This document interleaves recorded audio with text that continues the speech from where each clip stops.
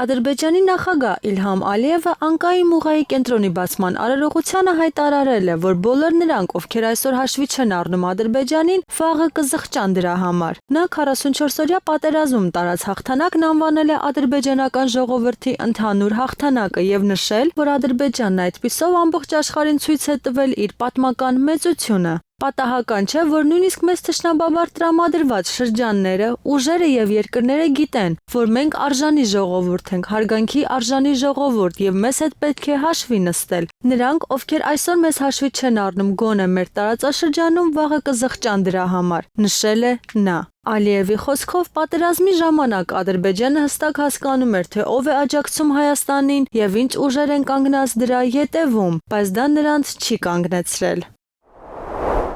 ԱՄՆ պետքարտուղարի տեղակալ Քրիստոֆեր Լանդաուն նշել է Հնդկաստանի եւ Պակիստանի, այլ երկրների, այդ թվում Հայաստանի եւ Ադրբեջանի միջև խաղաղության հաստատմանն ուղղված ԱՄՆ գործողությունների մասին։ Ես պատիվ եմ ունեցել ականատես լինել, թե ինչպես է պետքարտուղար Ռուբիոն վերջին օրերին անխոնջ հեռախոսով շփվում Հնդկաստանի եւ Պակիստանի ղեկավարների հետ իրավիճակի վտանգավոր սրումը կանխելու համար, ասել է Լանդաուն։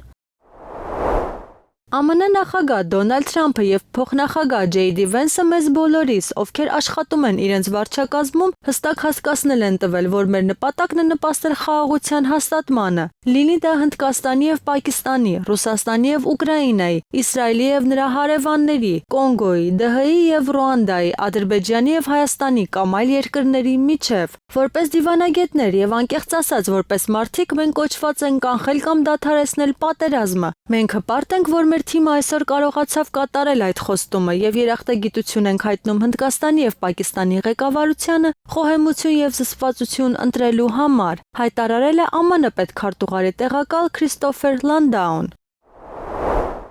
Հնդկաստանի վարչապետ Նարենդրա Մոդին հանձնարարել է երկրի զինված ուժերին վճռականորեն արձագանքել Պակիստանի կողմից ձեռնարկվող ցանկացած թշնամական գործողության։ Հրետանին կպատասխանի, կառավարության ղեկավարի խոսքերն է մեջբերում աղբյուրը։ Գործակալության տվյալներով Սինդուր գործողությունը դեռևս ավարտված չէ։ Եթե նրանք կրակեն, մենք էլ կկրակենք, եթե հարձակվեն, մենք էլ կհարձակվենք, հայտնել է աղբյուրը։ Մենք գտնվում ենք նոր իրավիճակում, աշխարհը պետք է ընդունի դա, Պակիստանը պետք է ընդունի դա։ Հնդկաստանի իշխանությունների տվյալներով վերջին 4 օրերի ընթացքում Պակիստանը պարտվել է Հնդկաստանին հակամարտության բոլոր փուլերում։ Պակիստանի ավիաբազաներին մեր հարվածներից հետո Պակիստանը հասկացավ, որ ինքը այս լիգայում չէ։ Հնդկաստանը հստակ ազդանշան է տվել, ոչ ոք անվտանգ չէ, ասել է գործակալության աղբյուրը։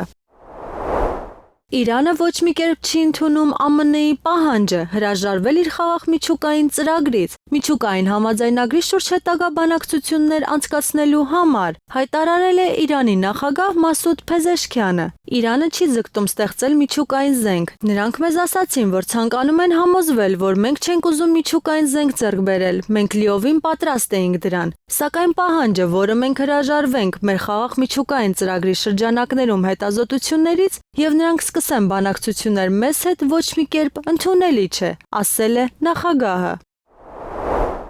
Ղրիմի մարզի պետդումայի падգամավոր պաշտոնաթող գեներալ-մայոր Լեոնիդ Իվլևը հայտարարել է, որ Գերմանիայի կանցլեր Ֆրիդրիխ Մերցը պետք է ավելի հավասարակշռված քաղաքականություն վարի Ռուսաստանի նկատմամբ։ Ավելի վաղ Մերցը պատասխանելով Թորոս թևավոր հրթիռների հնարավոր մատակարարման վերաբերյալ հարցին հայտարարել էր, որ Ուկրաինայի զենքի, տրամաչափի, պաշտպանական համակարգերի եւ այլ ռազմական օգնության մատակարարման վերաբերյալ բանավեճերը կհեռացվեն հանրային տարածքից։ Կանցլեր Մերցը պետք է ավելի հավասարակշռված քաղաքականություն վարի Ռուսաստանի նկատմամբ, քանի որ չմտածված քայլերը կարող են հանգեցնել նրան, որ Բունդեսթագի падգամավորներն օգտագործեն իրենց իրավունքը վերջնագիր ներկայացնելու եւ նրան հեռացնելու անբավարար քաղաքականության համար։ Գերմանիայում սա կոչվում է կառուցողական անվստահության քվեարկություն, եզրափակել է Իվլեևը։